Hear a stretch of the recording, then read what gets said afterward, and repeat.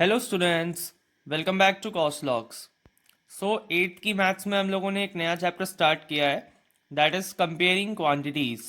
और इसमें हम बहुत सारे अच्छे अच्छे लॉजिकल प्रॉब्लम्स सीख रहे हैं जो हमारे डेली लाइफ में भी काम आते हैं एंड एग्जाम्स में तो हमें अच्छा स्कोर करने के लिए हेल्प करेंगे ही।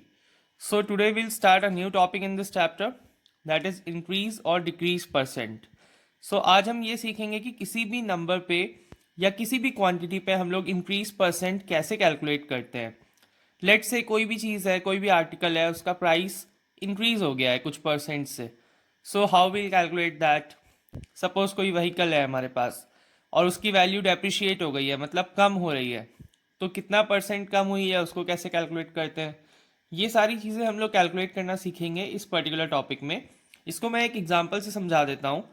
लेट्स से एक नंबर है 200 एंड आई एम सेइंग कि इसकी जो वैल्यू है वो 10% इंक्रीज करके बतानी है हमें। सो हमें क्या करना है, 200 है, उसको 10% से इंक्रीज करना है।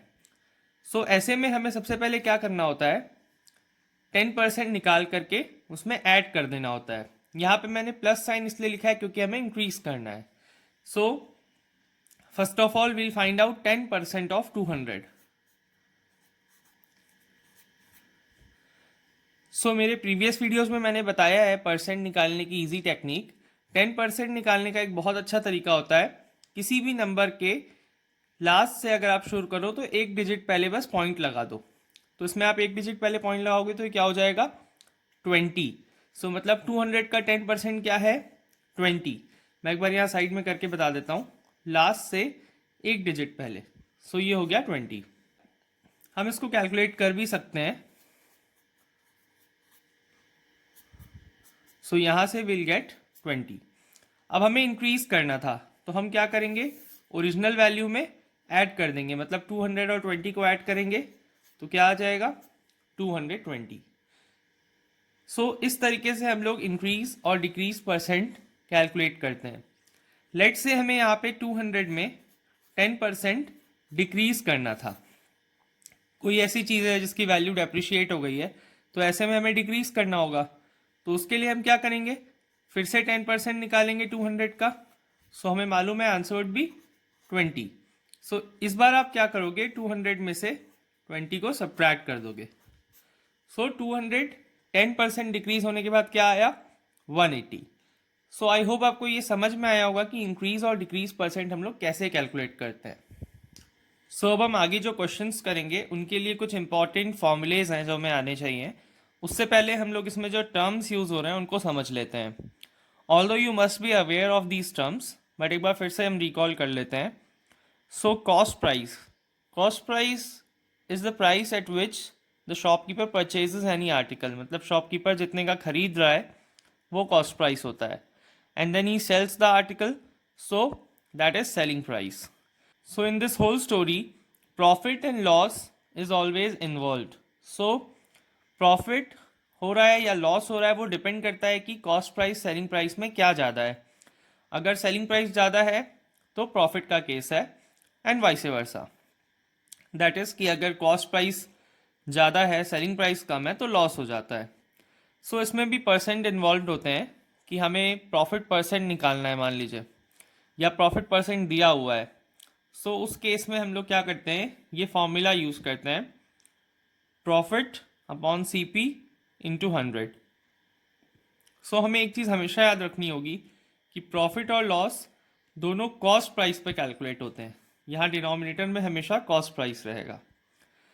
फिर पास्ट फ्यू ईयर्स से क्या होने लग गया है, shopkeepers are offering some discounts. एक और चीज़ इंट्रोड्यूस हुई है, मार्क प्राइस। वो लोग एक टैग लगाते हैं जिसको हम लोग मार्क प्राइस बोलते हैं, एंड उस पर डिस्काउंट देते हैं। Discount upon mark price, discount हमेशा मार्क प्राइस पर कैलकुलेट होगा। ये फॉर्मूलेज आई होप आपको समझ में आए होंगे। अब इस पे बेस्ड हम क्वेश्चंस करने वाले हैं। Next question says an item marked at 840 was sold for 714, find discount and discount percent. यहाँ पे हमें मार्क प्राइस दिया हुआ है 840 एंड सोल्ड फॉर मतलब सेलिंग प्राइस दिया हुआ है 714। सो यहाँ पे मुझे निकालना है सबसे पहले डिस्काउंट। सो डिस्काउंट कैसे निकलता है, जो मार्क प्राइस है और जितने में आपको आर्टिकल मिला है दैट इज सेल हुआ है, उन दोनों का डिफरेंस ही डिस्काउंट होता है, मतलब सब्ट्रैक्ट करके डिस्काउंट आता है। सो ये दोनों क्वांटिटीज़ को हम सब्ट्रैक्ट करेंगे तो विल गेट 126। नाउ इस क्वेश्चन में हमको एक और चीज़ पूछी गई है, डिस्काउंट परसेंट। और अभी हमने सीखा है कि डिस्काउंट परसेंट जब भी कैलकुलेट करना हो तो वो किस क्वांटिटी पे कैलकुलेट होता है, मार्क प्राइस पे। So discount upon mark price into 100 हमारा फॉर्मूला है।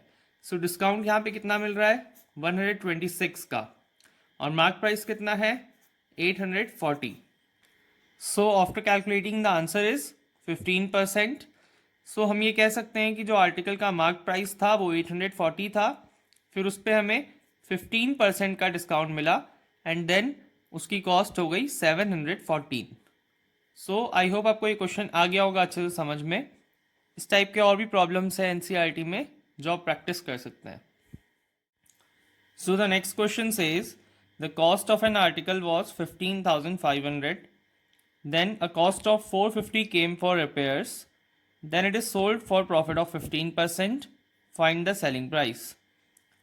सो यहाँ पे जो एक कॉस्ट ऊपर से लगती है इसको हम लोग ओवरहेड कॉस्ट बोलते हैं, और ये एक एक्स्ट्रा कॉस्टिंग है जो कॉस्ट प्राइस में ऐड हो जाती है। सो यहाँ पे जो कॉस्ट प्राइस थी वो 15,500 थी, बट यहाँ पे एक ओवरहेड कॉस्ट लग रही है, मतलब कुछ ऊपर से खर्चा लगता है जैसे ट्रांसपोर्टेशन में या रिपेयर्स में, तो वो हम लोग ऐड कर देते हैं कॉस्ट प्राइस में क्योंकि वो शॉपकीपर खर्च करता है। सो यहाँ पे 450 रुपीज़ रिपेयर्स में खर्चा आया है। सो जो उसकी न्यू कॉस्ट प्राइस है वो 15,950 रुपीज़ हो जाएगी। अब उसने इस पर प्रॉफिट कितना लिया है, 15% का प्रॉफिट लिया है। सो हम लोग को ये प्रॉफिट लगाने के बाद सेलिंग प्राइस को कैलकुलेट करना है।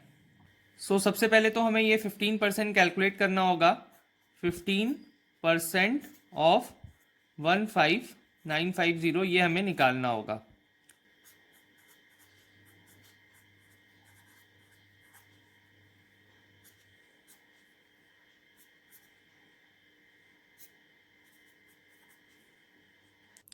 सो आफ्टर कैंसिलेशन इसको सॉल्व करके हमारे पास क्या आएगा, 4785 upon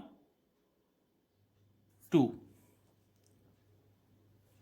so this value would be 2392.5। सो ये हमारा आ गया profit. Now what will do, हमको फाइनल सेलिंग प्राइस निकालनी है, तो उसके लिए हम लोग क्या करते हैं, जो कॉस्ट प्राइस थी 15,950 वाली उसमें इसको ऐड कर देंगे। So after adding will get that final answer that is 18,342.5। सो ये फाइनल सेलिंग प्राइस है उस आर्टिकल का जिसमें 15% प्रॉफिट हमने इन्वॉल्व कर दिया। सो आई होप आपको ये इंक्रीज डिक्रीज परसेंट और प्रॉफिट लॉस वगैरह कैसे कैलकुलेट करते हैं और कौन सी चीज़ किस पे कैलकुलेट होती है ये सब अच्छे से समझ में आ गया होगा। इस पर्टिकुलर चैप्टर का जो फर्स्ट वीडियो है वो उसका लिंक मैं डिस्क्रिप्शन में प्रोवाइड कर रहा हूँ। इसमें अगर कोई भी डाउट आता है तो आप कमेंट करके पूछ लीजिए मुझसे। चैनल अभी तक सब्सक्राइब नहीं किया है तो जल्दी से कर लें और इस वीडियो को ज़्यादा से ज़्यादा शेयर करें अपने फ्रेंड्स में।